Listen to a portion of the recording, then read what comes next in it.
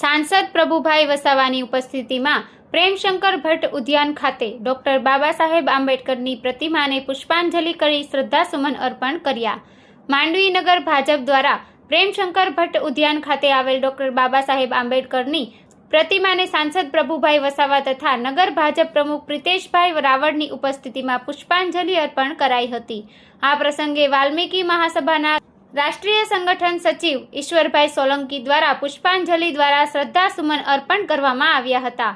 આ પ્રસંગે સંસદ પ્રભુભાઈ વસાવા તથા નગર ભાજપ પ્રમુખ પ્રિતેશભાઈ રાવળ દ્વારા ડોક્ટર બાબા સાહેબ આંબેડકરજીની જીવન ઝરમરની ઝાંખી કરાવી હતી. આ પ્રસંગે માંડવી પાલિકાના પૂર્વ પ્રમુખ નિમેશભાઈ શાહ, મહામંત્રી શાલીનભાઈ શાહ તથા ઉપસ્થિત તમામ દ્વારા પુષ્પ અર્પણ કરી શ્રદ્ધાસુમન અર્પણ કર્યા હતા. તેમજ માંડવી નગરના વાલ્મીક સમાજના ભાઈઓ બહેનો દ્વારા ડોક્ટર બાબા સાહેબ આંબેડકરજીની પ્રતિમાને પુષ્પાંજલિ અર્પણ કરી શ્રદ્ધાસુમન અર્પણ કર્યા હતા.